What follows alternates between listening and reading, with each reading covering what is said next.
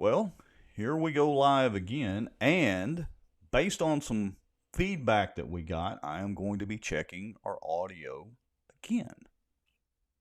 Well, that is a deep subject. Yes, it is But a very deep subject. Now, YouTube says that we're live, so we'll see. But pardon me while I pay attention to my phone for a minute. well, I was worried for a moment because I didn't see the numbers on our little counter of the number of people watching uh, popping up, but I see it climbing on up now. So, for those of you that are here, if you'll comment and let us know that you're here, that helps us out a little bit to know that folks are getting us loud and clear and that you're receiving the feed. Yeah, that you're tuning in, so on and so forth. But anyway, yeah, like you said, folks, let us know in the comments.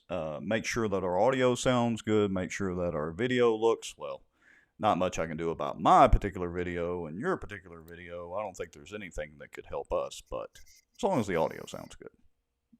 There was an old hazmat thing that I learned a long time ago when I was in the fire service, time, distance, and shielding. So Ah, if y'all get too much of us, a little time away from us, a little shielding from us, and you'll be all good and come back for more. yeah, and the great thing about this is we do leave all the shows up, of course, after we broadcast them live. We do leave all the shows up and online pretty much since day one. Thank you there, Jessica Langley Maddox. She says we are sounding good. Linda Carter Hammeter says sounds great. So, again, thank you for that. And we're kind of biding our time for just a minute, and then we do our countdown. That lets people have about 8 to 10 minutes to get their Facebook notifications, which is about the time Facebook says is ideal for people to get their notifications. And just so you know, that's why we wait to really get into the meat of the topics for the night for those of you that are new to the show. Hey, so a little small talk, real quick, Rex. Did an FBI and the Justice Department have you heard the latest on the RussiaGate stuff and all that? No, I have not. Do tell. Well, I have a cut in there actually called FBI Justice, Oh. and if you pull that up, it's a sleuth that I follow that uh, calls himself something Hmm. for you. Yeah.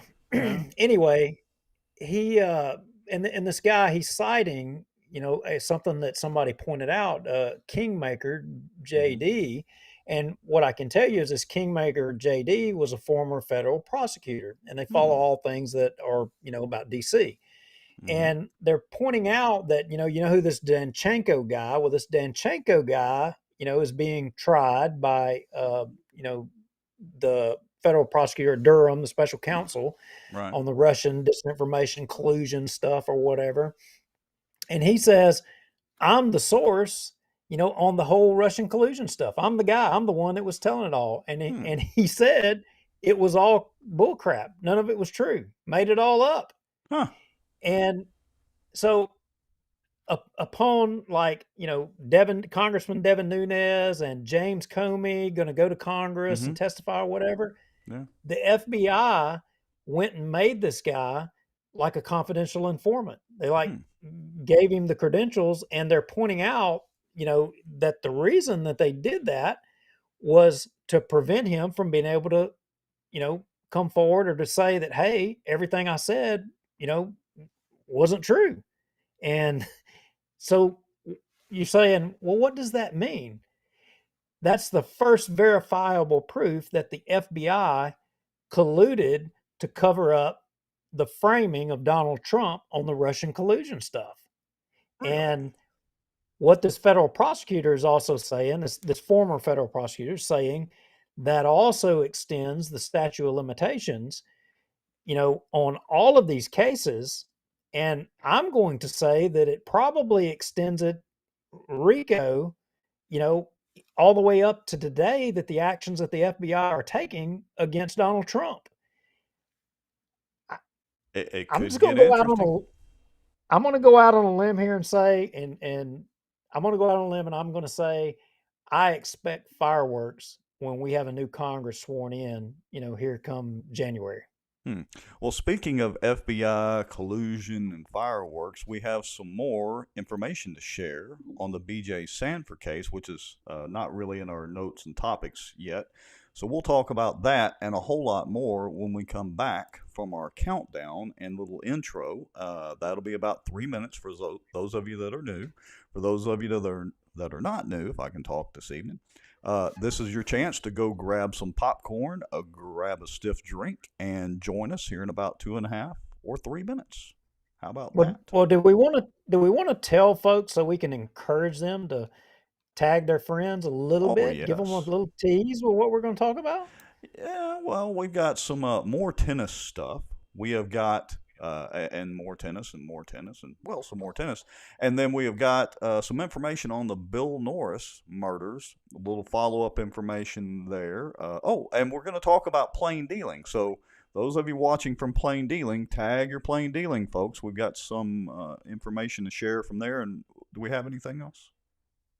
Well, I don't know how far we're going to go on this, but a little bit of First Church stuff dealing with their bylaws and kind of how that came to be. We're going to kind of beat around the edge on that a little bit. And, we got a question in on our last show about some of the things we were talking about in reference to Walter O'Bigby Carriageway and some of that money. But uh, Well, again, like you said, tennis, tennis, and tennis. and more tennis. All right. We'll be back in about 2.5, 3 minutes, folks. Y'all grab yourself popcorn and a stiff drink, tag your friends, let everybody know that we're online and we're running our mouths again. We'll be back in about 2.5, 3 minutes.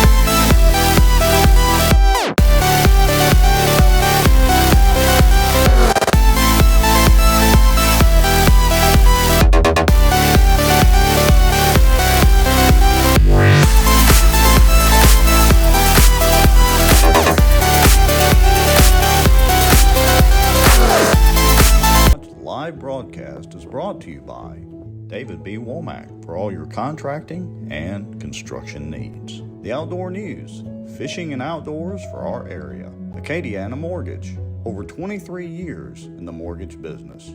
Pelican Training and Consulting. Reach out to Michael Ferris. Smarter Geek, making technology easier.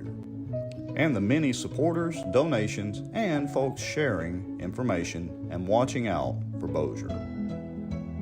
Now, grab your popcorn and a drink. Here we go. And here we are. Man, I have got to get on the ball and get Mr. Womack and Mr. Ferris up in the intro video as we're going through there. I'm behind the eight ball again.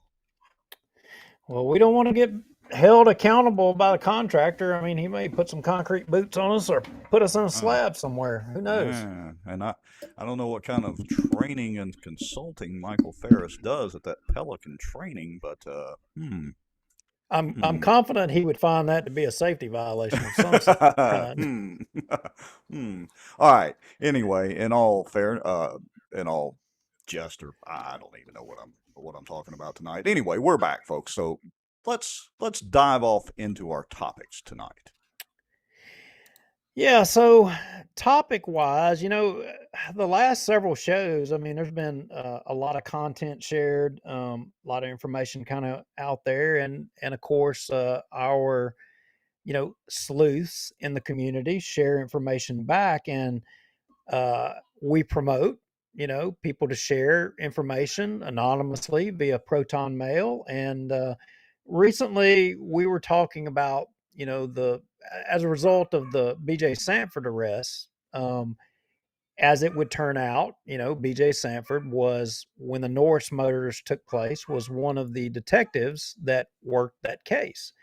And we discussed, I think it may have been you and some of the firsthand knowledge that you had that time, but some other information that was shared with us. Well, we had an email, Yep. and it's a alias from Yep. Mad Murdoch, and I think we're Mm. going to share that with everybody because it kind of raises some questions here. Yeah, and I wonder if that's a reference to Mad Murdoch from the A Team.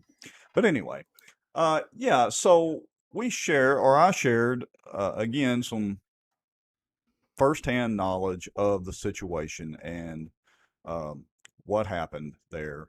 And you're right. Obviously, whoever Mad Murdoch is was listening to the show or watching the show and had some more information to add and confirm that information. So he says here in his email, if I can quit saying it says follow up from previous correspondence as it relates to the armed robbery in Houghton, 5/29/2011, in conjunction with the Norris homicides. Initial info you received from your source stating the two are connected. Again, I concur with that information exactly as it was relayed to you. Again, this is Mad Murdoch saying this. The connection in the two cases was a spent casing and bullet fired at the scene of the robbery in comparison to those found at the Norris homicide scene. The crime lab confirmed back that then that they, in fact, matched. Robert L. Clark was subsequently arrested for and found guilty of the robbery of Emerson's Houghton gas station off I-20, see Bossier Parish docket, blah, blah, blah, 189-249.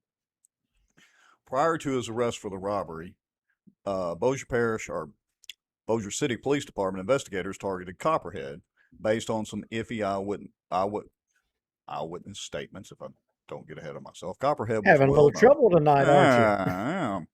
Copperhead was well known by Bossier City Police Department. He lived near the area, and this type of activity uh, didn't seem too far fetched. He was arrested, unknown if he was formally charged for the crimes.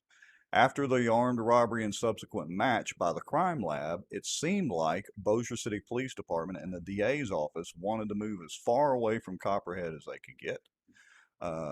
Can only speculate as to why Robert Clark was never sought after on the Norris homicides, but it is believed he was the actual killer.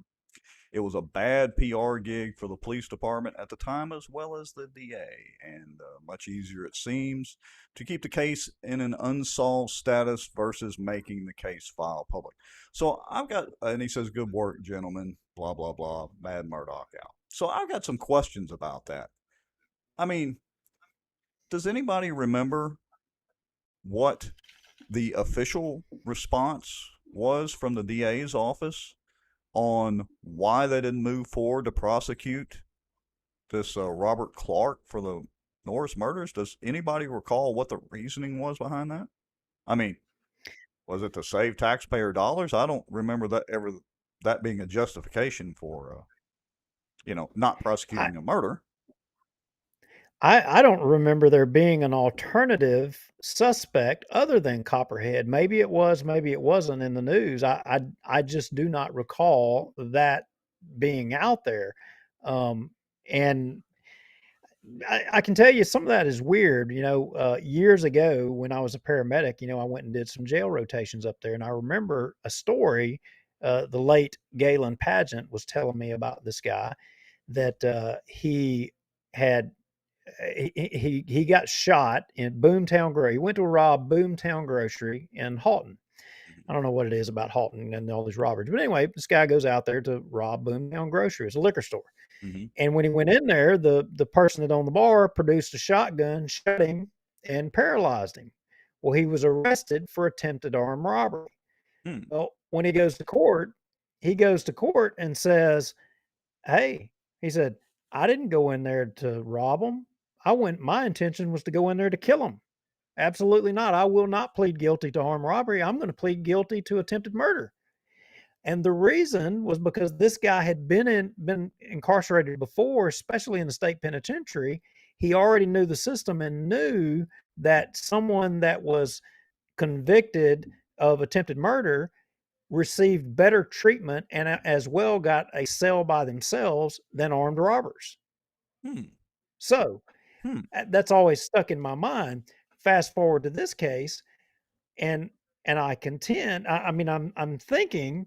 So if potentially this guy that was involved in this armed robbery had a role, was he interviewed? Did investigators at all go there? I mean, I would, given what we know about BJ today, I mean, it's kind of making you wonder. So Well, I'm wondering, like you. I remember there being, I didn't remember the specific case, but I remember there being another suspect, uh, that was found after they figured out that, Copperhead was not a suspect. I just couldn't remember the specifics of it. And I want to put a comment up here. So Logan Norris says, case is open, but the building my grandfather was murdered in is bulldozed. And Logan, I knew your grandfather only in passing from having visited the store for appliance stuff and all that. So, our condolences out to you. And this case is still open. And so that's why we're continuing to bring it up. It just, again, it doesn't make sense to me to not prosecute this guy. Yeah, or was I mean, I would contend, was there an interview of him in regards to this murder? I mean, interview and interrogation techniques can, really go a long way to determining guilt or innocence. And I can tell you this: I went to a class, and the folks teaching that class, and it's the same class that a lot of the federal people go to, and Mm-hmm. they, without a shadow of a doubt, have 100% confidence that they can tell, guilt or innocence with a simple interrogation. Right. They believe it, and when I'm not talking about waterboarding them, just in question and Well, answer. and look, I have no evidence to back this up or anything like that. I'm only throwing out conjecture and conspiracy theory here. But maybe they did interrogate this guy, and maybe Robert Clark was suspected of the murder, but maybe they didn't have enough on him to prosecute.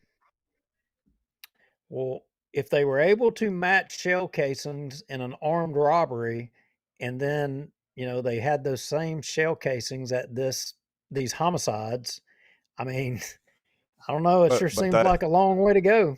well, it sure does, but that still doesn't mean he pulled the trigger. Again, I That's don't right. know. I'm only speculating here. I have no idea because the DA's office, well, they've done nothing. Well, we don't know that. Literally. Well, We we don't know we know. that. Okay. Let's rephrase that on redirect. They've done nothing. So maybe they did interrogate. Maybe they did interview. I Maybe mean, they did. maybe But Bossier City. I mean, would it have been Bossier City that did the interrogations? I don't know that well, an yeah, investigator from the district attorney's office would have done it. yeah, maybe the Bossier City Police Department didn't have enough evidence. I don't know. I don't know how all that works as far as who does what, but I know that we have an unsolved triple homicide. Yeah, still, and who knows when it'll be resolved. But moving right along, Yeah. plain dealing. So it has been like forever since we talked about plain dealing. We had everybody wound up tight last time we were talking about plain dealing. Yeah, and look, we get everybody wound up tight pretty much every time that we talk about plain dealing. And to refresh some folks' memory, plain dealing was, well, it was one of our first big shows that we got a pretty huge audience out of. And, you know, we weren't the nicest to some of the plain dealing politicians, let's put it that way, but we certainly gave credit to the folks in plain dealing because they tend to care about their city or their little town. That is without a shadow of a doubt the takeaway that I had was because those folks showed more emotion and more interest in their little town and what was going on with, specifically the water system and the service that they were getting out of their city government.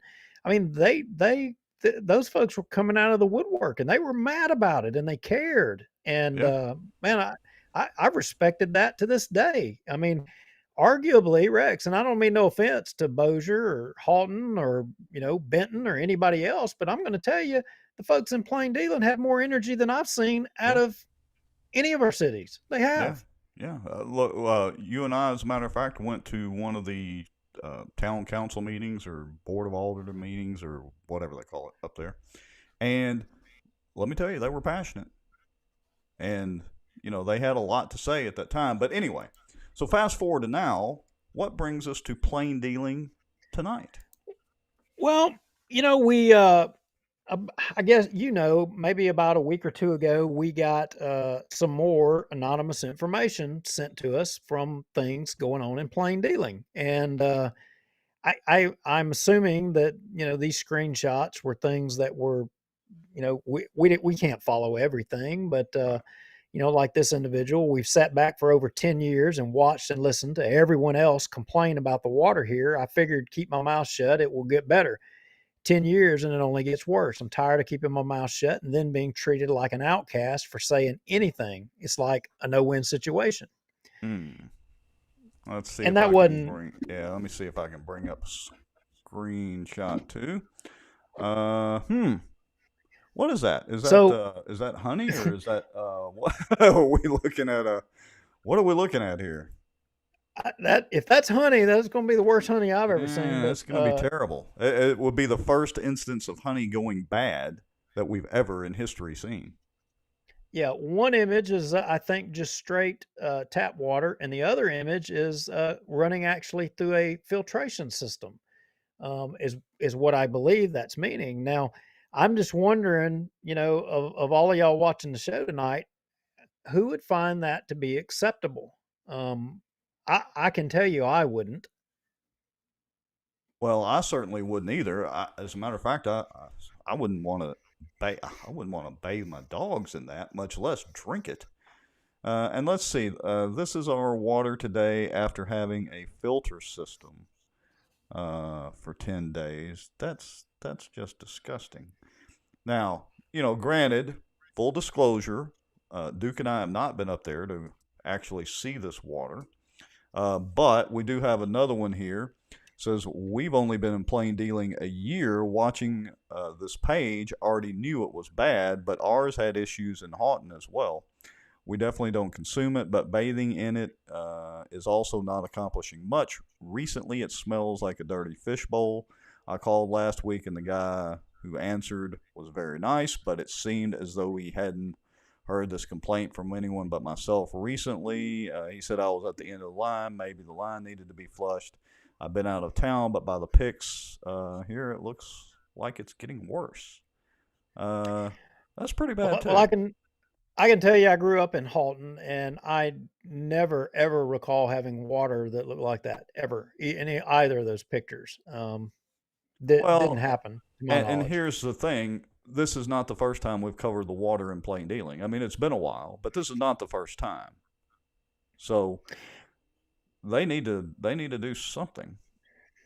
Well, I'm glad you said that because that brings us to, well, we hear stories all the time about people having bad water. I mean, you hear, Flint, Michigan all the time. We've Right. been hearing something about one of those towns in Mississippi. It may have been Jackson. I don't know. Um, so that brings us to plain dealing. Why is this relevant now? Well, it was brought to our attention that the town of Benton, their council and mayor, are having Mm-hmm. a town council meeting, and Hmm. they're considering raising rates on the town and businesses for water and sewer. And Really? that meeting was going to be happening tonight. Yeah. So these are the minutes from the last meeting. So this would be old business and what they're going to discuss anyway. Under let's see, make sure I get this right. All right, under old business, a public hearing on ordinance number 2 of 2020, being an ordinance to adopt section 30-3 industrial water rates and sewer rates outside of the city limits of Article 1 in general, Chapter 30 utilities of the code, blah, blah, blah, blah, blah. No comments were made, so the public hearing was declared closed by the mayor. Now, there's a distinction between that business that they addressed last their last council meeting and the business that they were going to, you know, deal with this meeting. Now, if you'll notice before you scroll past that, back up to where you were, that cites industrial water rates. Mm-hmm. As everybody knows, they've got a new timber company factory or Right. whatever being put in up there. And so the town of Plain Dealing is going to be supplying water to them. I'm sure they're going to be putting in some filtration for water or have water shipped in they're going to drink. But um, this town of Plain Dealing, I think it's a new deal that they're going to have to be supplying water to industry outside of the city limits of Plain Dealing. So if they raised rates or they did something in that regard, it would stand to reason that they're probably going to have to do something in the town of Benton as well too. Well, fast forward to tonight, and voila, they're doing it. The Board of Aldermen will adopt the resolution number 3 of 2022 setting the millage rates within the town of Plain Dealing. Um, The Board of Aldermen will consider the introduction of ordinance number 3 of 2022, being ordinance to adopt water and sewer rates inside and outside of the town limits. Blah, blah, blah. Public hearing prior to the adoption of the ordinance at the town of Plain Dealing regular scheduled meeting to be held on Tuesday, September 13th, which would be tonight. Someone sent me a message and said, I believe Manchac has something to do with the water in Plain Dealing. And well, No, as not you surely not that pesky Manchac. Well, Rex, as you know, we reported that a long time ago that their Manchac had something to do with the plain dealing water, um, but I don't know that that's the case anymore. It may be, it may not be. I really don't know. We would have to follow back up on that whether they have a hand in it anymore. But Well, does when refresh my memory, or somebody in the comments let me know. Does Plain Dealing have their own water supply, their own water tower, and their own water supply, or do they buy water from Bossier or somebody, or how does that work? Does anybody know? I I think, if I recall correctly, they work off of a well. And I will say this: when I was going to retrieve these minutes, I went to see the agenda for tonight. Well, the town of Plain Dealing has none of their agendas posted on their website, and it's just not there. So Mm. I don't I don't know how they let the public know that they're going to be discussing an issue. But what I will say is they do have the minutes, all of their minutes of every meeting from a previous meeting, they're all there. And that's where we got this from the previous meeting to show. I mean, I'm guessing since this was new business, they have to have a second reading like Bossier or something of the sort. But in the notes here, they say that they're going to have a public hearing on September the 13th. So maybe that's how they let the public know they're going to talk about the issue. Yeah, well, hopefully they're at least posting these notices in the uh, publication of record for the town hall. I would hate for them to be in violation of open meetings laws. So hopefully they're at least doing that. But anyway, back to so let me change screens. We'll go back to the screenshot. If if you are in the town of Plain Dealing, hopefully you are not watching the show right now. You're at this public meeting, which started an hour and a half ago. Yeah, absolutely. So moving right along, do we want to go to First Church or not? Do we want to go down that road? Well, let's just spend a minute on it. And you had an interesting observation of we were sent the bylaws to First Church. Let me switch screens here. And we don't have to scan through all of them, but I just wanted to get your opinion on what you thought of the bylaws, uh, and if there was anything unusual that you saw about them. Well, there was a couple of things that kind of jumped out at me. And now these aren't the previous bylaws, this is the new stuff that was put in place. There was some discrepancy on who was or who was not the attorney of record that, Mm-hmm. was responsible for all of this. And there's been, accusations that, Ryan Gaddy had a hand in it. There was accusations that Mike Johnson had a hand in it. Um, and so I'll put it to you like this. The attorney down here on the bottom, and I don't know what page it is. You can scroll down and you can end up seeing it when you get to the first part where the signatures are. The attorney name is, yeah, right there down a little bit more, just a hair, Jason Poe. So, all attorneys, can serve in the role of a notary of public. As a lot of people may or may not know that, but Jason Poe was the attorney, and he, it's kind of understood had a hand in writing all this stuff.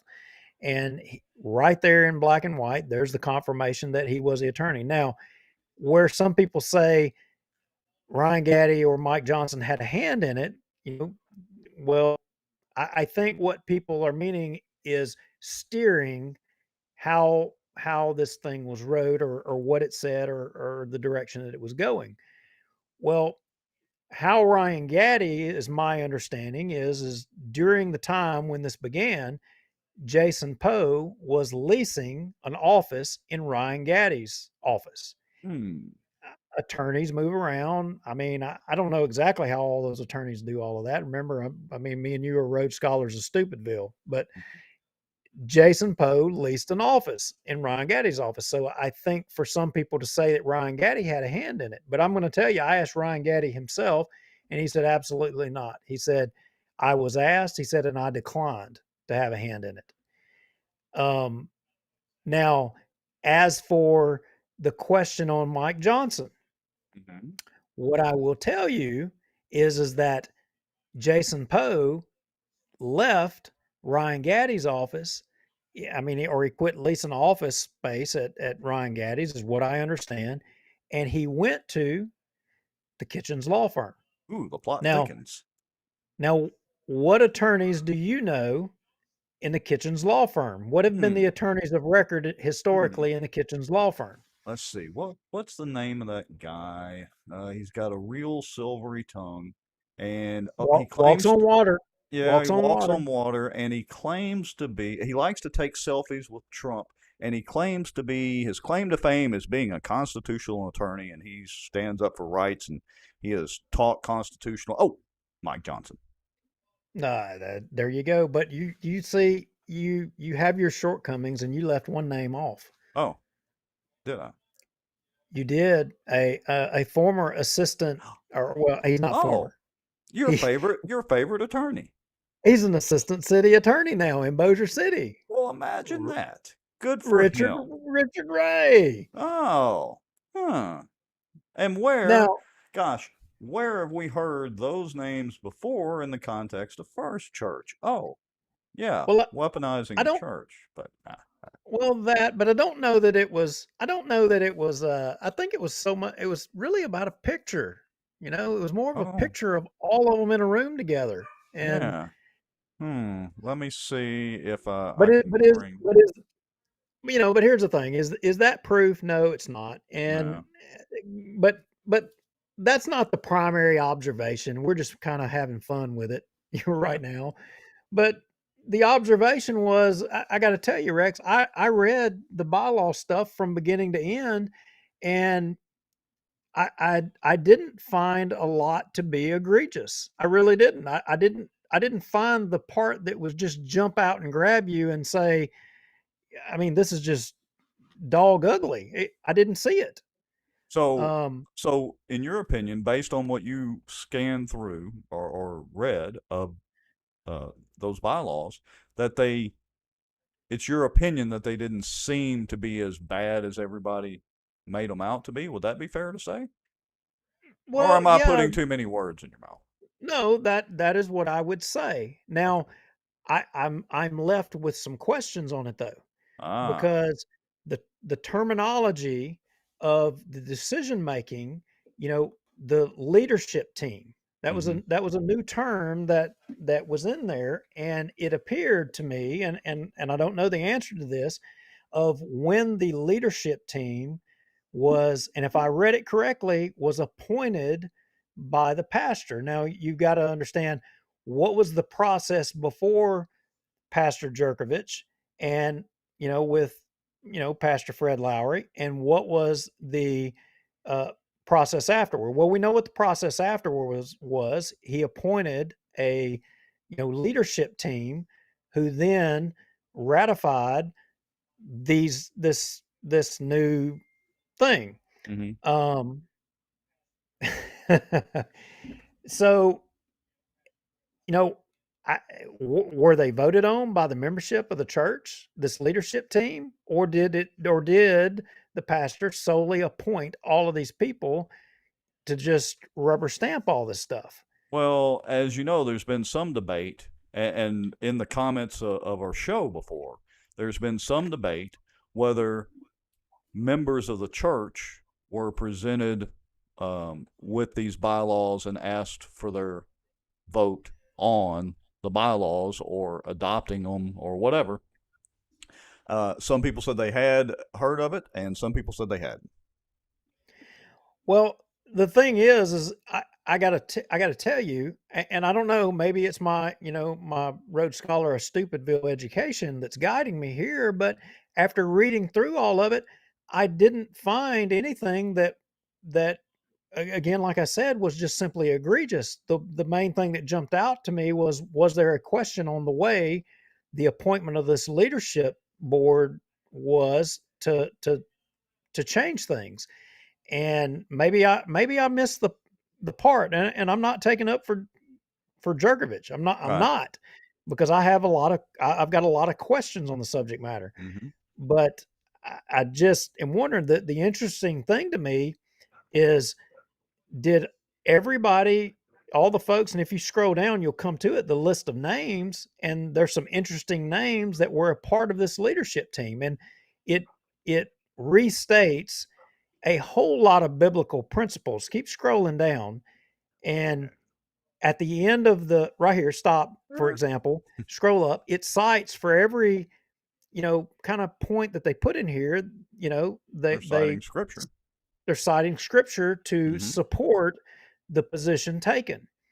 Well, from a personal standpoint, and especially when we get to the names on this list, I mean, from a personal standpoint, I find it a little bit disingenuous that, some of the names on this list, signs saying that they support all of this, but yet, you know, I can tell you firsthand from personal experience, I've seen them not live by this. I mean, but isn't that Funny everybody? how that works. It, Yeah, yeah. isn't that everybody? I'm not throwing a stone that I'm not guilty of myself because I have made mistakes as well. I have. Oh, sure, all of us have. Yeah. Well, the deal is we're trying to be more like Christ, not literally be Christ, because well, we couldn't be, but more like Christ, more Christ-like. But I'm just wondering if a lot of these people that sign their name on the line, rubber stamping, and rubber stamping is a lightweight. I mean, I shouldn't even say it that way, but basically that this is what they all believe. But yet, then, I mean, where are they at today with the way things have gone? I Yeah. mean, are I'm just wondering. And if you get down to the names, and I hate to pick on him, but I got to ask, Mm, and it comes. I'm trying to scroll there quickly. Keep buying us some time. Anyway, how did all this get sideways? Yeah. And if we're living by all these principles, how did this thing get so sideways? How is it that people were targeted? How is it that you know so much dissension has ended up coming out of this? But keep Well, scrolling; it's in I there. will, but I wanted to stop and pause here. All books and records may be inspected by any member for any proper purpose. I ain't got some wiggle room there. At any reasonable time, got a little wiggle room there, pursuant to Louisiana Nonprofit Corporation Law. There's been some debate about and lawsuits filed over whether they were held to that standard. All right, so certification of adoption approved by Dr. Brad Jerkovich. Let's see. Here we go. Members. All right. Looks Now, like and Alan and a lot of these, Cox. Yeah. Alan Cox is a fine man. I've known Mm-hmm. him all of my life, Yeah. and as good of a person as they come. Yeah. Hmm. Brett Oh. Madison, don't know him. Yeah. But there's a name that I recognize. Hold on just a second. Oh, look. There's old Raymond Cruz. There's the one. Hmm. That's the one that gives me a little bit of heartburn because, you know, and the reason that one gives me a little bit of heartburn is because I ran a race against him.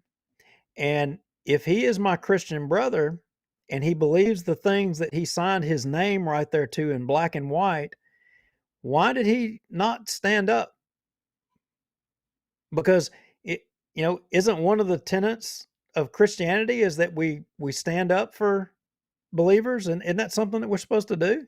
Yeah, but again, and I'm not saying which side Raymond is on because as far as I know, he hadn't really spoken about this.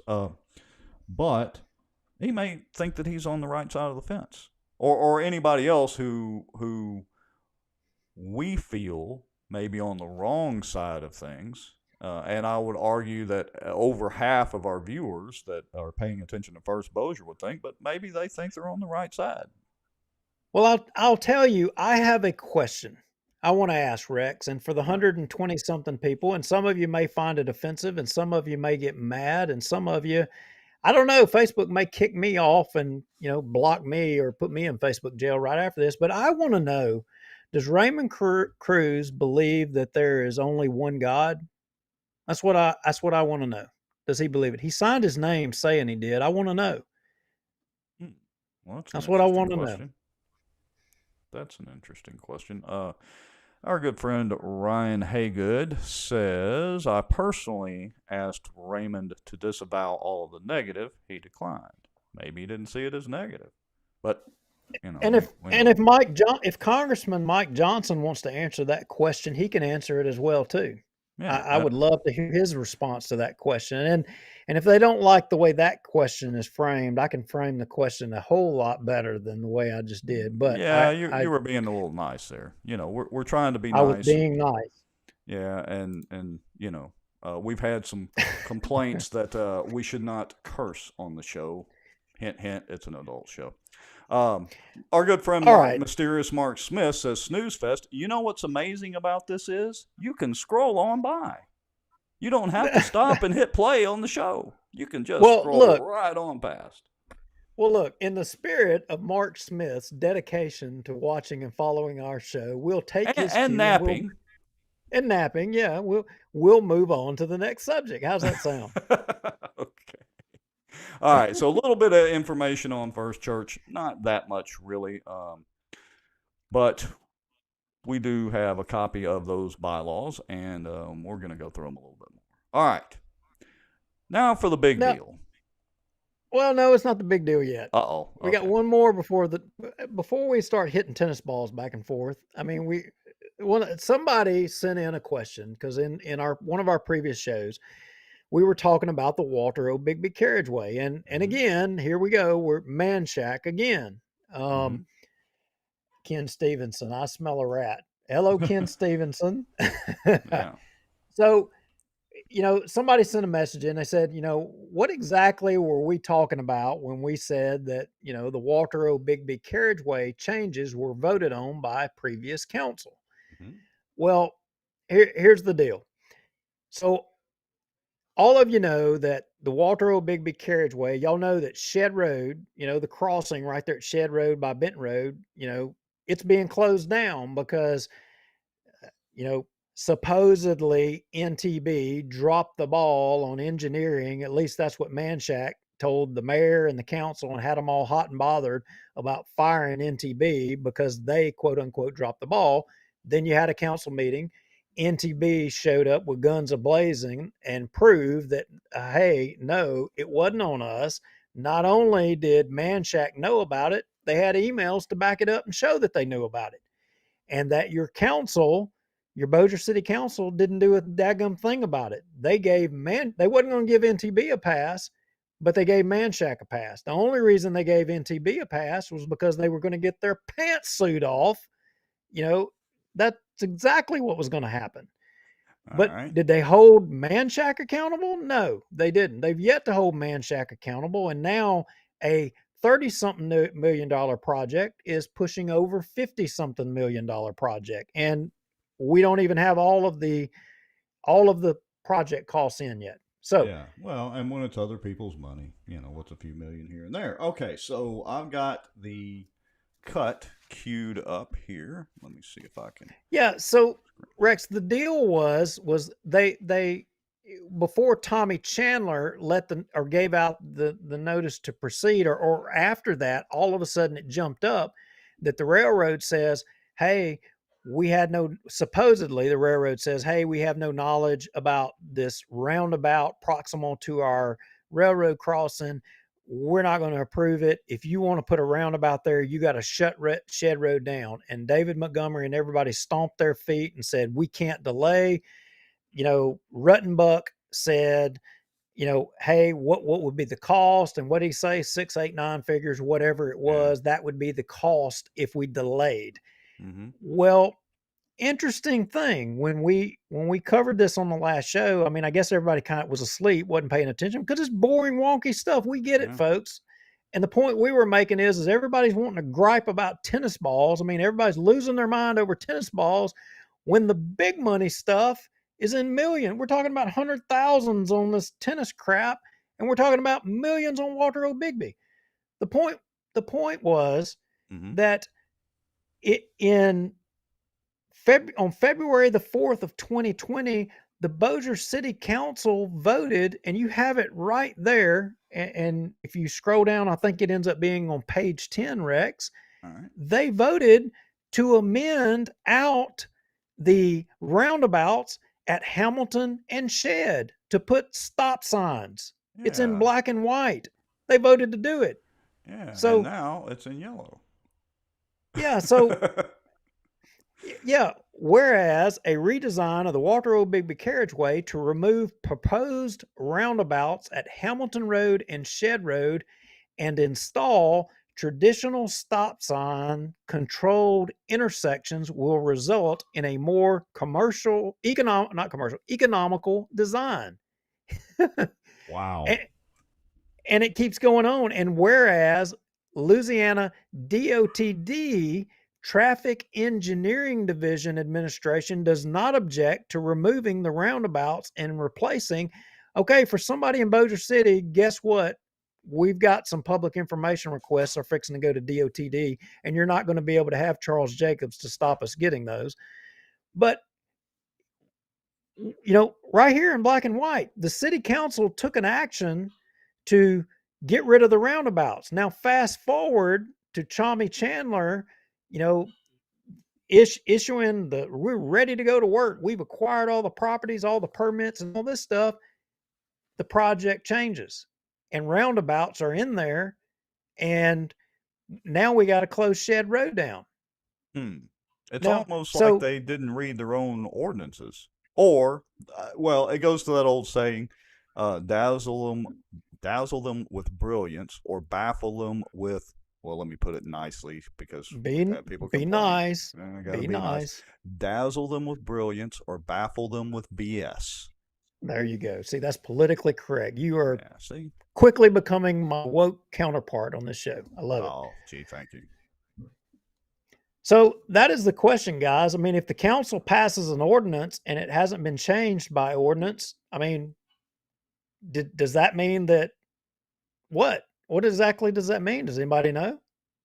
I'm gonna opt Who? for the dazzle them with brilliance. No, I'm going to opt to baffle them with BS. Maybe we're missing a part to this Uh, story. uh, well, Maybe the people of Bossier are being hoodwinked, and yeah, maybe they are. maybe we need to bust all the plain dealing folks into Bossier so that somebody will care. Yeah, maybe we do. Maybe we need to tell the plain dealing folks that their water is on tap at the Bossier City Council meeting so they'll all show up. They can show Bossier how it's done. Because usually it's crickets. And look, we're guilty as charged, but at least we get on our soapbox for an hour, hour and a half every Tuesday, and at least try to bring the issues to the folks that are generous enough to be watching the show. Okay, I'm thinking everybody is asleep because hardly anybody's commenting. I mean, are y'all Oh, all this asleep is. out there? Maybe they just want to play tennis. I guess they're waiting for me to serve first. I think that's what this is all about. It's been a while. Granted, it's been a while since I've played tennis. A long while, like probably 15 years, maybe 20. But The last time I played tennis was at okay, now some people don't take this offensive. Some of you will understand it, but at Happy Jack's Turtle Ranch, and it was with a wiffle ball bat and a wiffle ball, and that wiffle ball I can it get was into. it was awesome. It was Okay. awesome. It was glorious. Well, That was a wiffle Halton. ball. That was a Halton thing. Hey, why don't you be the official Bossier City wiffle ball coach? It's it's a great gig. Look, we'll do the same as a tennis coach. You could even come in a little under the tennis coach. Wouldn't hurt anything. He's at 36.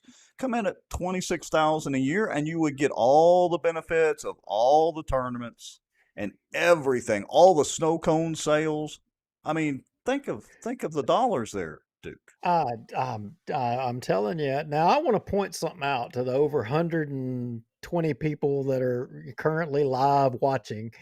My wife just texted me and she said, I'm in jail. Oh, She's in Facebook jail Facebook that she can't again. comment. I have one comment for that, Miss Kara. She Again. got out, and like 4 hours later, they realized they let her out and they put her right back Oops. in. But the Well, it's I've got to say, how do you get put in Facebook jail? Of all the comment, now granted, I hadn't commented much on my personal timeline in last year, but of all the stuff I've shared and commented, I have never been in Facebook jail, ever. me neither. I don't get it. I don't know. But she asked me. She says, "Can I have your phone so I can get on Facebook?" I said, "No, we like No, got in the she'll fight. get you thrown in jail. I know. I almost had to sleep on the couch. Wow. No way that was happening. Yeah. Anyway, All right. So fast forward to tennis. So what more could we I mean, possibly discuss about the tennis situation? well, word on the street is, and I got this on good authority, Rex, that the tennis mafia are circling the wagons in Bossier. Well, They, as long as I don't see them out front out there, we're relatively safe, and you don't see them in your top secret bunker man cave up in Benton. Yeah, no, I mean, the word is that councilmen are getting squeezed, and you know what? That's what makes this country great. Is groups and entities can, they can go and politic the politicians, and apparently these Hey, folks are connected because they are politicking the politicians. well, let me step on some toes. They must all be liberals. The few liberals that are in Bossier City, because we're a huge red city and parish for the most part. But this must be all the liberals that are politicking and doing all that to have the city subsidize um, tennis. Now, Rex, when you say the city subsidizing tennis, I mean that just sounds so egregious. Like, are we really being fair here? I mean, subsidize? I mean, Well, wait a minute now, David. Don't pick on the Bungee Academy or the pickleball for that matter. We want our bungee jumping off that bridge, and it needs to be subsidized by the city. if Lisa Johnson gets me bungee jumping off of that Jimmy Davis bridge, if she makes that happen, I'm recruiting her to run for mayor, and I'm going to support her. Well, and we got to go back in time for just a minute. Who all did we get to agree with us to bungee jump? Well, wait a minute, wasn't it Kyle Ardoin? Kyle Yes, Ardoin agreed to bungee our jump with us. Secretary of State for Louisiana You agreed to better bungee believe jump it. with us. And we almost got a commitment from none other than Billy Nungesser. Now, wait a minute. Hold up. We've got no commitment out Oh, of Billy, dang. none guesser. Folks, we've been Chicken. trying to get Billy, none guesser on this show for Ah, over a year. Over a year. gosh. And he can't find any time to come on this show. He's scared to The bungee jump. it's got to be what it is. He's scared to bungee jump, and for all of y'all watching, I mean, there's 120 of you. All of you, tag Billy Nungesser right now. Tag him that Bossier Watch is talking about him and saying he is Billy Nun Guesser because he won't come on the show and he won't be present for all of y'all. Yeah, And we I just mean, simply want to know if he's willing to bungee jump with us off the Jimmy Davis Bridge. yeah, That's what we want to know. that's all. He can just come on and say, "No, I'm too scared to jump," or "Yeah, I'd be And that's glad to fine. jump." I respect that. I Yeah, respect that. But don't just not come on the show because you're afraid we're going to ask you if you'll bungee jump. I yeah. mean, Well, all right, we'll see. Had I'm to not get I'm that. not going to I'm not going to ask him to come on the show again. I'm done asking. I mean, ha- I've spent a year doing it and I'm done asking him. Had to get that little plug Ba- knock ba- on him. Back to tennis. Back All to right, back tennis. to tennis. So we digress. So Back to tennis. so we're going to have tennis courts on the Jimmy Davis Bridge Hmm. and we're going to have to hire a new Are they uh, wide? Let's see. Dimensionally, is the Jimmy Davis Bridge wide enough to support a tennis court? Now you got me on to something, Duke. I don't know. And I'm we need to have a little ball boy or ball girl or whatever they call them go and chase them off the side, and that is what we could use the bungee jumping for. An additional benefit of the bungee jumping is chasing the tennis balls as they get bounced off the Jimmy Davis Well, Bridge. well, well. Wait a minute. You and I should be running the state because here's what we're going to do. We're going to have to get the lab long jump, tournament down at the base of this thing to retrieve Oh all the yeah. tennis balls that go over the edge. Yeah, so we could have bungee jumping off the side, time it to the labs retrieving the tennis balls, lab hands off to bungee jumpers at the point of no return with the rope, and comes back up to the top. Genius. With our Oh, jet skis. jet skis at the bottom. Let's see, who was going to do the jet skis? Oh, let's see, was that David Johnson? Yeah, Yeah, yeah. So yeah, okay. But anyway, we digress. Sorry, folks. sorry, folks, we get off on a tangent here a little bit, making fun of our elected officials and some of the political shenanigans that go on here. But that said, I seen a few folks tag Billy Nungesser. Thank you. None guesser, none ya. He's not here. AWOL. Can't get Again, him. He you know. But so yeah, the tennis folks are all wound up and they're going after, they're organized. I understand, or I have it on good authority that they're actually, rousting all the tennis people up. They're all pressuring the councilman, calling all the different councilmen, and they're trying to steer things in a direction that they want things to go. I mean, when that's what groups do when these things kind of Uh-huh. come up. And I don't know, my notes are a little disorganized, but one of the thing in thinking about all this, it made me wonder, you know, I'm wondering if the tennis people are so passionate about the tennis court and this going and a minority of people that utilize the service. I'm not saying it should go away. I'm not. In fact, I think folks should be exposed to it. I think folks should be participating in it. But when the city is suffering other shortcomings, would the tennis people be in favor of cutting other services or employees in positions in the city? If it comes to Oh, that, would they hmm, be for supporting that without good question. having their tennis? I'm wondering where they stand. Is that their position? Well, and not just that. Again, we've mentioned wiffle ball. I want a fishing deal, fishing coach. We've got plenty of bass fishing guys, plenty of crappie fishing guys. Where is build a private lake? Where is the fishing? And look, you have fishing tournaments, crappie tournaments. We generate plenty of revenue with those.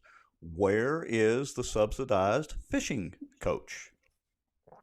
Yeah, so a lot of people got all bent out of shape because of the council meeting, and we reported on it, and they kept focusing on this 80 number, that there was 80 members, and where did we get that number, and Hmm. why, that's not true, that's not true, and whatever. Well, I'm assuming you have it queued up right here. Yeah, I think And so. Let me make sure I'm actually trying to be slightly ahead of the game. I think this is it. because So let's because listen we to got Todd. yeah, we got a little hate mail on this, so let's just show where the 80 number comes from. Yeah, so let's see. It's somewhere right in here. We may have to listen for a minute. So, and it goes, the rest of that goes to labor.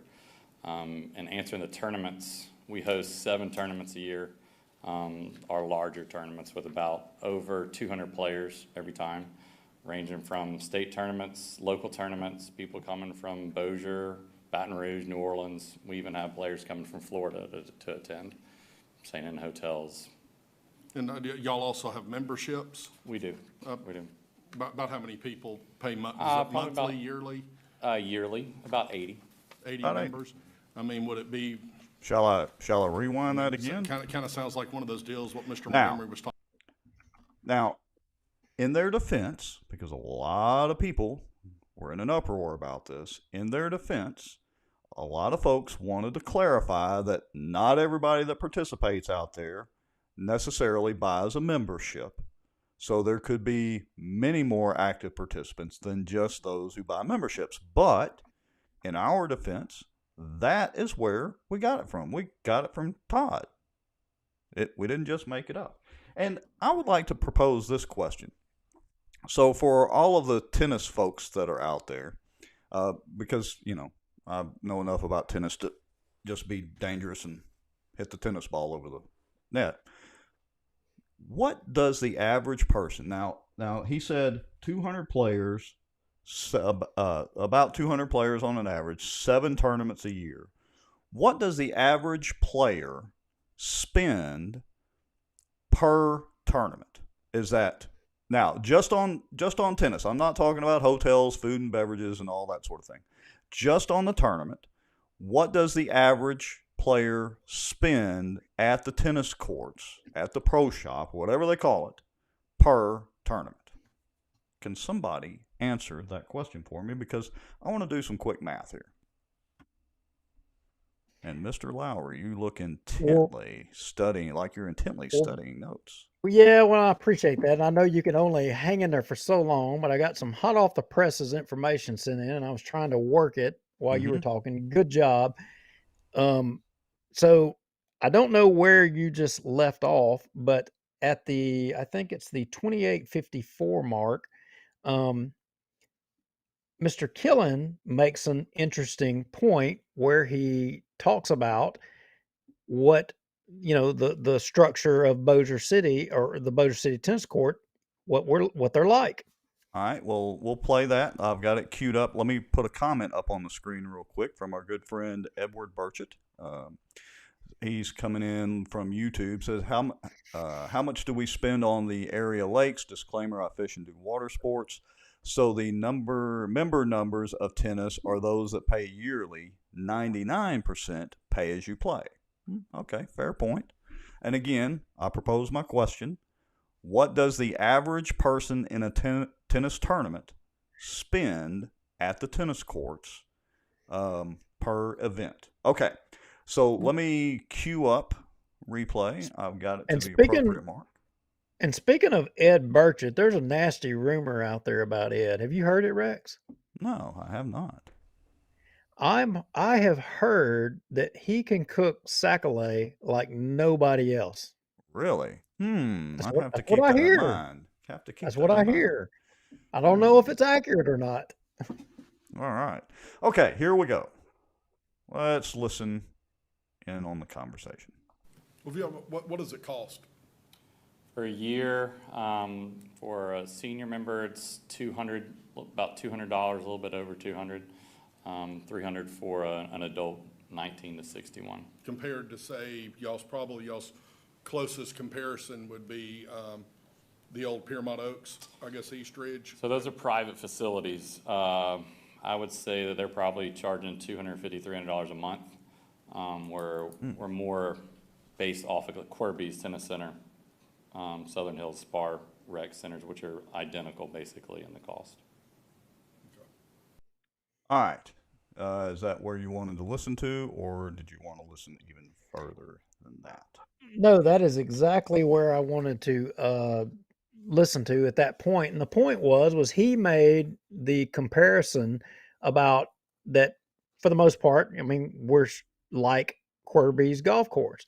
Mm-hmm. So, I mean, look, I've been to Corby's. I hadn't been over there to play tennis, play golf. I love playing golf over at Corby's. It's a cool little course. Yeah. But I mean, I'm just not a tennis. I mean, I'm a wiffle ball guy, but not a tennis guy. Well, and look, folks, we want to be clear again. We have nothing against tennis. I joke about hadn't played tennis in a while, but I like to go play, for fun every once in a while, just like I go play golf every once in a blue moon too. So it's not anything in particular against tennis. Okay. With that disclosure said, Kaylee Larkin put up a great comment, and Kaylee Larkin, I would say that you're fixing to be shocked here in a second, but I don't think you will be. Not at all. In fact, just by me saying that, you probably already know the answer to everything you just posted. Yeah, she says, riddle me this: if I'm paying an instructor for private tennis lessons, am I also paying a fee to enter the court on top of that, or am I grandfathered in because I'm with the instructor on staff? Yeah. So since in this council meeting, Corby's was cited that basically y'all heard his words. I started poking around trying to figure out, okay, well, what is Corby's? Let's look at Corby's. Well, the only thing I could come up with was I found the RFP from the city of Shreveport for Corby's, and what do they require in their contract, and what do they require for Corby's? If we're supposed to be like Corby's, then okay, let's do a little comparison. Look at it. Yeah. So on page 5, that's one of the first things as I was kind of reading through it, and by all means, I mean I'm again Rhodes Scholar of Stupidville. I miss a lot of things, but one of the things that first jumped out at me was a requirement for purchase orders for invoices of $1,000 or more. Okay. Made me wonder, do in Bossier right there, do we have in Bossier, when you have expenditures, is there a purchase order requirement, or do they just get what they need? I mean, I don't know. Now in a minute, I'm going to jump forward for you guys because we actually have the contract for Bossier City because it was presented at the last council meeting. Mm-hmm. That's one of the things. I wonder if that was in the Bossier contract. Move up to page 7. And on page 7, Rex, the city of Shreveport requires that square point of sales is used. Now, I'm not familiar with square point of sales. What's that about? Well, it's an app, and it allows like anybody to be set up and running a point of sale system in about 10 minutes. I mean, literally, you can go from being a small merchant and not having a point of sale system to having one in literally 10 minutes. So it lets you swipe credit cards. Let's put it that way. Let's keep it easy. And one thing about it, it also says in here that the person is to oversee and run all pro shop, retail using the square point of sales, foundation tennis reservation system, QuickBooks, and is responsible for all fees and subscriptions for these application software programs as required by the city of Shreveport SPAR, and has to manage tennis center business objectives and marketing strategies to increase tennis revenue and eliminate non-essential expenses. So the way Now, I'm reading that, they're responsible for paying the QuickBooks license fees. Square doesn't charge a fee, but they do charge 2.9%, and I think it's 30 cents a transaction, maybe less than all that. I'd right, have to look. all right. So they've got an electronic digital way of tracking basically everything. Yeah. Drop on down about 3 more paragraphs and look at that. You know, contractor is responsible for mowing and care of lawns, including weed eating, edging, blowing leaves within the gates, the weed eating and weed maintenance of soft courts, and direct entry of center. Hmm. He got to How cut the about that? grass. Yeah, or at least They be got to cut. responsible for it. That's right. That's right. Now, admittedly, I don't think there's a lot of grass over there. It's been a while since I've been over there, but I don't remember there being a ton of grass. But maybe there is. Yeah. Well, it's Um, enough that they had to put the clause in there anyway. Now, just under that, Rex, read that next sentence, paragraph right underneath there. The one that says facilitate an annual external fundraising activities and events for current and or future tennis facility renovations. They got to raise their own funds to renovate the tennis courts. Well, they got to have a fundraising Yeah. program. Yeah. And when I read the Bossier City thing, I didn't see that anywhere, but we'll cover that here in just a minute. And then additionally, there's another thing, page 8, and it goes to maintain program participation, data analytics, lessons, daily attendance, tournaments, etc., for monthly or annual reports to the city of Shreveport. Hmm. It's due by the 15th of the month for the previous month. So basically, the city of Shreveport requires having a report on activity of everything to the city of Shreveport. Well, Makes you wonder, does Bossier require that? I don't remember. Maybe we missed it, but I don't remember them talking about that. And who was that guy that got up there? Was he head of the Bossier Parks and Recreation that said, "Well, we modeled everything off of Shreveport." Modeled everything off of Shreveport, and then you had the tennis guy say that we're modeled or Quirby's. He raised Quirby's. He said we're just like Quirby's. Well, Okay. now wait a minute.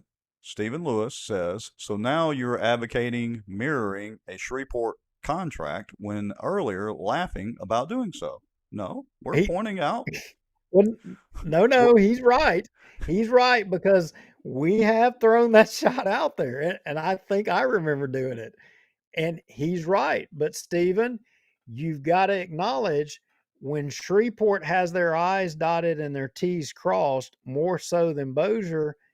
I mean, look, we're Hey, not going to hold back. You got to give them credit where credit's due. I mean, That that yeah, yes, we were trying to be a little facetious and joking about it, but you got to give them credit where credit's due. When we actually looked at the contract, it looks fairly legit. So yeah, that's our show. yeah. So page 9, and this will be the last. I think the last part. There's a couple of more parts. Page 9. They require there's annual performance indicators. Oh, And look at those things right there. operational analysis, daily participation, court fees, youth adult lessons, special events, tournaments, etc. I mean, basically, they're wanting a report, and they're wanting accountability. They're wanting, you know, to know. They're wanting to know what's going on. Hey, and look, whether they truly track all this and pay attention to the numbers, it is at least in the contract. Now, one more part, and I don't know if it's right there. Scroll down a little bit more, Rex, but their compensation right Yeah, there. yeah. Compensation 25,000 annually. Now, I realize that this is Bossier, and we're like everything's like Quirby's, according not our words, but according to Mr. Killen. I mean, Bossier's at 36,000, Shreveport at 25,000. I get that, and at 25,000, they're mowing the grass over there. So what's happening in Bossier? Well, yeah, but let's also be realistic about it. It says if selected, the contractor will be the successful recipient of this RFP and shall retain all revenue derived from tennis instructions, sale of merchandise and apparel, food and beverages, if any, except vending machines, court fees, memberships, racket stringing fees, league fees, tournament fees, and equipment rental. So some of you may be asking, which was my initial question when I was first watching the Bossier City Council meeting was, wait a minute, $36,000 a year, and the guy's going to be a tennis pro? Come on, nobody's doing that for $36,000 a year. But at least in Shreveport and Bossier, we'll see, they could generate a substantial amount of revenue. Now, so fast forward to the Bossier contract, and some of the things that you didn't see were you didn't see about utilities, you didn't see about the assets in the tennis balls and rackets and sales of stuff. You didn't see that the city of Shreveport was paying for all of that, but I'm wondering what the city of Bossier's contract looks like. So pages 21 through 32 were in the agenda, and they were in there. And the first page, let's go to page 22. All right, And page 22 of 55, consideration. Consideration. There's the $36,000, and I think the main point that we wanted to point out on this was the difference between the number of 36,000 in Bossier, 25,000 in Shreveport, Right. and you see 2.2. In addition to the annual compensation stated above, contractor may retain all revenue derived from tennis instruction, the sale of merchandise and apparel, food and beverages, if any, except vending machines, court fees, memberships, racket stringing fees, league fees, tournament fees, and equipment rental. Basically, contractor gets everything. Yeah. But But what about accounting? What about, let's go to, I had page 23 in there and talking about lessons. Let's see. Yeah.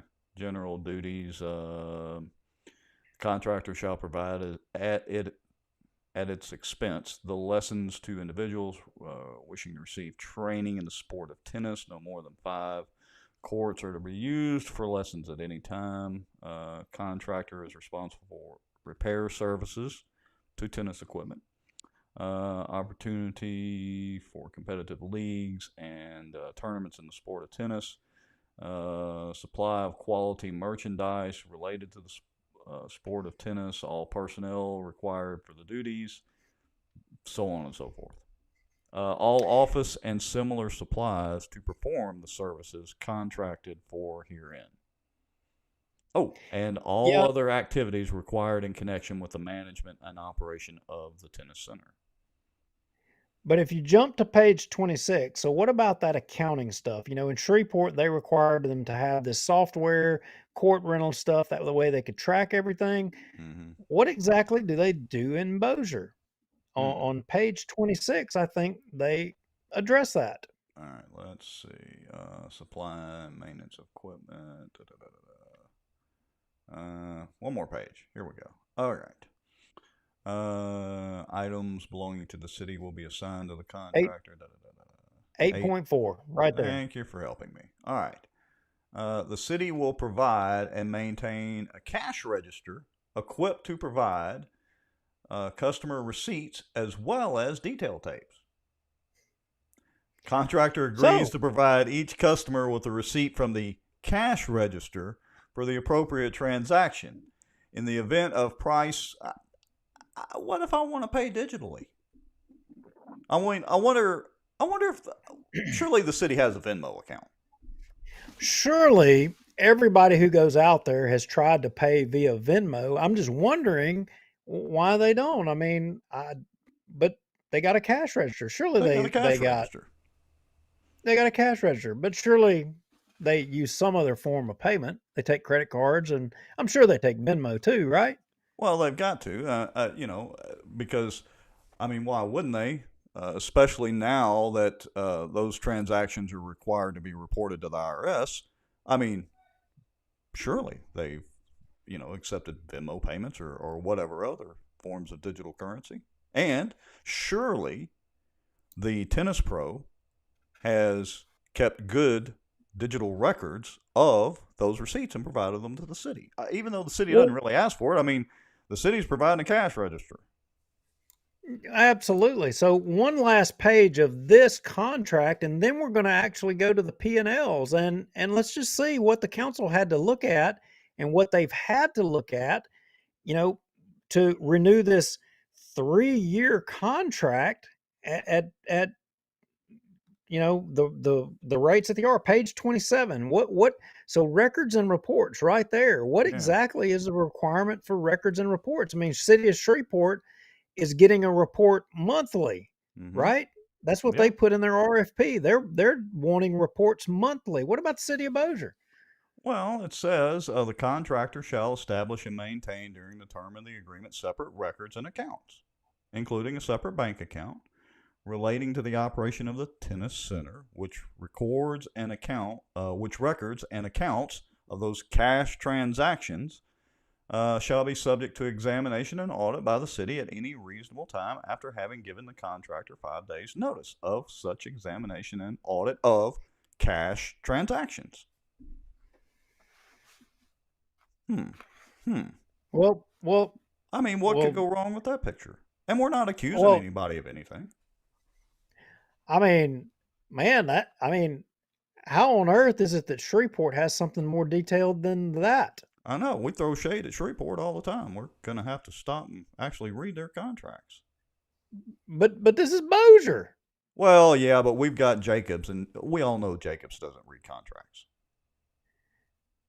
Now, Larry James Hawkins says, what was the contractor will have a minimum of 20 hours. You passed over that section. Well, the city of Shreveport requires a minimum of 40 hours, and the city of Bossier in this requires a minimum of 40 hours. There was no difference in that, so we didn't go there on that. Unless you saw or read something different that we didn't see. I mean, yeah, maybe there is, maybe there isn't. As I was going through here quickly, pointed out to us if we skipped over something, Larry James. A good question, Larry, would be, would the minimum of 40 hours, would that include the time that you're giving lessons, or is that the city's time?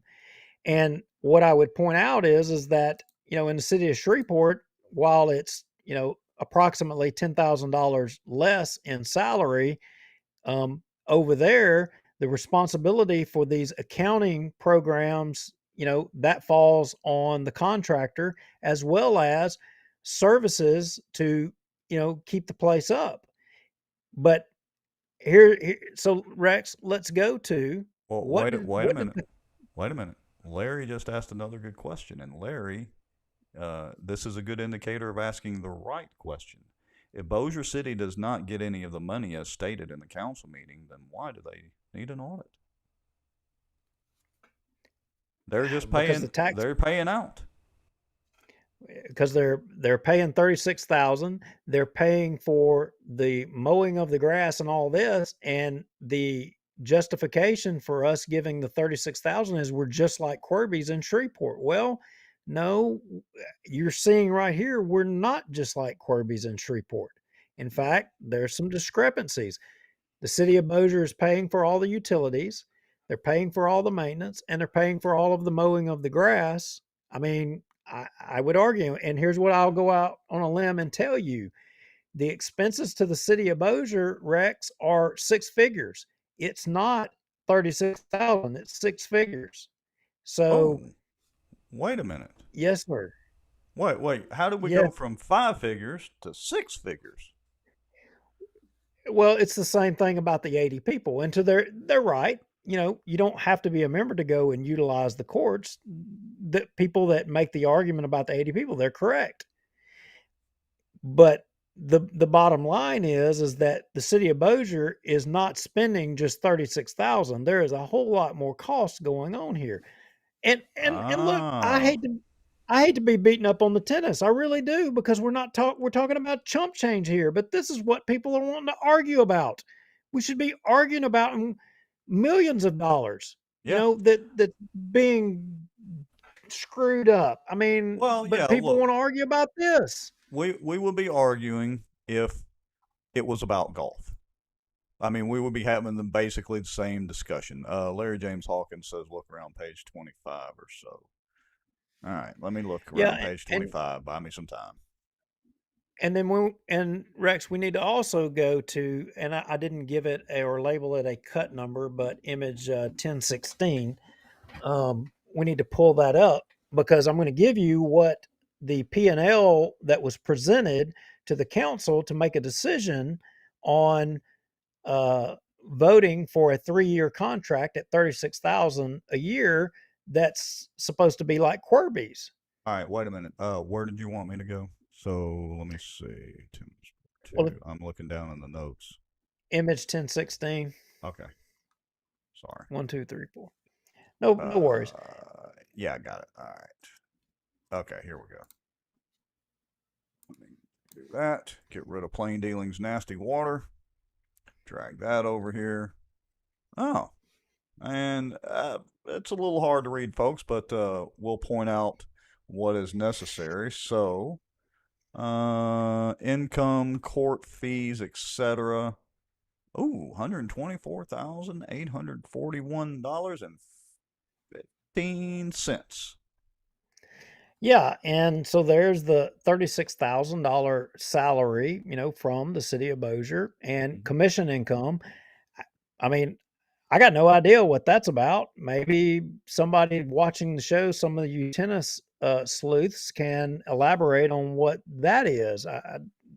No idea, but there's not a lot of detail there on the income side. I mean, how much of that comes from court fees? How much of it comes from uh, you know, uh, all tournaments? I mean, or is any of that in there? Where does that money come from?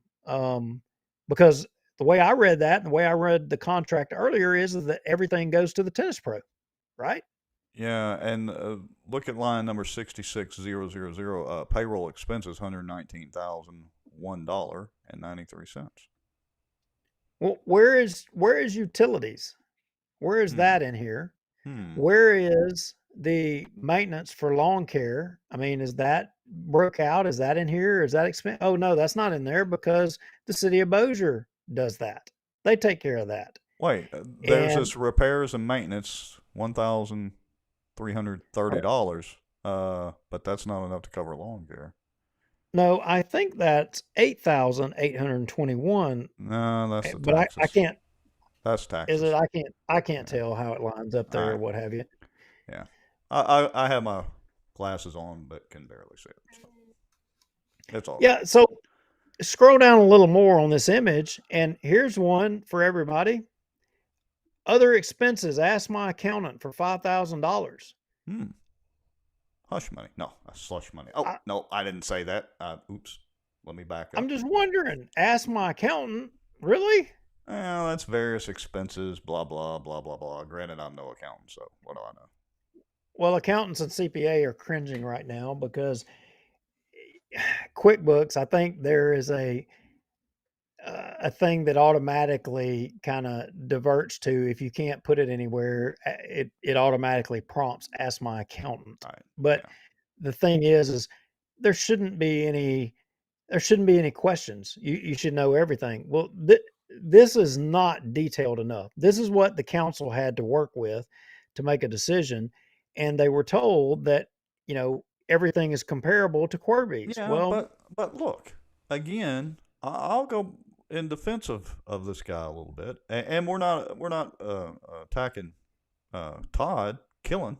Did I say his name right? Um, really, because hey, it's a pretty good gig, but the city itself, I agree with Larry James Hawkins. Why do they even care about the expenses? They're not covering the expenses. They told us during that meeting that short of lawn maintenance or whatever they're dealing with, that he covers all this. I mean, I can see Chris Smith, Hammonds, and some of the others wanting to see what the expenses are, but why do they even care? well, I mean, look, Rex. I mean, as King David pointed out, look, we don't make money on everything. I mean, some things are quality of Oh life. yeah, Well, that's right. He gave I, us a dissertation on quality of life. I forgot yeah, about that. and I'm glad that he brought quality of life up because since everybody, and all the tennis folks agree about, that what, some things we just lose money on and there's quality of life issues. You know what? I'm thinking that the tennis mafia and everybody, since y'all are all on board with quality of life stuff, and we shouldn't ask any questions. I mean, we certainly shouldn't ask any questions on the millions of dollars on Walter O. Bigby Carriageway, and we shouldn't ask questions of what other service or employee within city government should be cut so that we can maintain the quality of life for some things that some things are just they're untouchable. You don't talk about them. Well, Rex, I got a proposition for King David, and there's another quality of life issue that's coming up. Oh really? And whatever could that possibly be? Well, I got to just tell you, there's been a similar circumstance that happened in New Orleans, Mm-hmm. and I don't know. I'm just wondering. We were talking about liberals earlier, and people, pro big government and pro limited government people, and just talking here. So I understand there is some property on the market in Bossier that I think would qualify as quality of life, and I'm just counting the days before King David or somebody in Bossier is concerned about quality of life regarding this issue.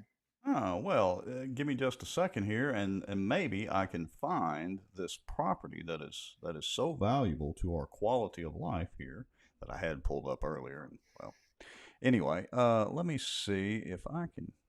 Gosh, maybe I can find that thing because this is so important to us. Oh, hey, this looks like. Let me see if I. Is this Stonebridge? It The would appear that Stonebridge? it would appear that Stonehenge is up for sale. Hey, hold on a second here. Let me get this. Oh, for the low price of 2.8 million. What's 2.8 million among friends? David, King David. We could be in the golf business too. This is your opportunity right here. I mean, Manchac could go out there and improve drainage. They could put in new sprinkler systems. I mean, You it could would provide it the insurance. I mean, it's a win-win. I mean, there's no lose. I mean, I don't know if former Mayor Low Walker still has a house out there, but he would certainly be happy, I would think. Yeah. Wow. Oh, let all the common folks Did come out there and play golf. but look, if this golf course was to close down, I mean, that would degrade the quality of life. I mean, I could just see this happening. I mean, right? Well, there you go. See, we're getting one step closer to having golf, having fishing, having hunting, wiffle ball, pickleball. Let's get cornhole out there. Cornhole is popular. And let's have the cornhole out at Stonebridge. See, 2-for-1 deal, David. Come on, King David. Do they have tennis courts out there? I'm just wondering. I mean, if the I city think of Bossier so. could buy that, they could make the golf course and the tennis courts, all public, facilities where just everybody could come out there, like the swimming pool. Remember, he's talking about the swimming pools and all that. Yeah, and look, Michael Lombardino says it's been for sale since it was bought. It's a sign from God. God is telling us and telling King David the city of Bossier needs to buy Stonebridge. We could do golf. We could do tennis, additional tennis out there. We could put in cornhole. I mean, there's tons of potential. They have some lakes out there. Maybe they'll throw in one of the lakes and we could do fishing out there. We might could even bungee jump off of the cypress trees out there. Yeah. It's limitless what we could do. Yeah, and we could work a deal with them, get rid of that pesky guard gate, just let anybody in there. It'd be great. Yep. So, Right. YMCA, Stonebridge. Yeah, and our friend Ryan Haygood brings up a good point. It's cheaper than the $30 million YMCA. A lot cheaper. We could do a lot more with Stonebridge. Come on. Yeah. Well, I just got to say, I appreciate everybody hanging in. This was some boring stuff. It was a slow news cycle. It was a slow news cycle, but you know what? Again, I'm going to go back to, oh, Mandy Foy, great Yeah, idea. great suggestion. An Yes. ATV park. I can see myself on a RM80 jumping out of those sand pits. That Yeah. would be We could give them glorious out boys in there. Webster Parish some competition over here. Mark Smith, what will make you happy? Do you want us to talk about the police jury or what? Is that But where we wait- need to go? Wait a minute. I would just like to point out that you have a lot more Z's to add to that because you've continued to watch us for some odd reason. Yes, we acknowledge it was a boring night, but All right. hey, maybe we need to send some public information requests to Benton. I think that Yeah. would make Mark happy. I think it would. All right. Well, have you got anything else, Duke? That's all I got. Thank y'all for watching and have a good night. Yeah, and look, hey, folks, if you have some information that you want to share with us, you've heard us mention Proton Mail, go make yourself a free anonymous Proton Mail account. Don't put any identifying information in it. Send us an email to BosierWatch@Proton Mail. We do read all those. If you want to send us some coffee money or donation money, go to BosierWatch.org or .com. It doesn't matter. You can hit the donation link and donate a little bit of coffee money. And if not, well, we're going to keep doing this anyway because we enjoy doing it. Every Tuesday night, we're at actually 123 plus shows, technically. And I don't think we missed a week yet. No, I don't think we have. I missed a week. Well, you did, but we haven't the missed show a had show. went on. Yeah. Yeah, I had to get my neck cut on. Nah, get your headline back in straight. So, all right. Have a good evening. Good night, Mr. Lowry. Good night.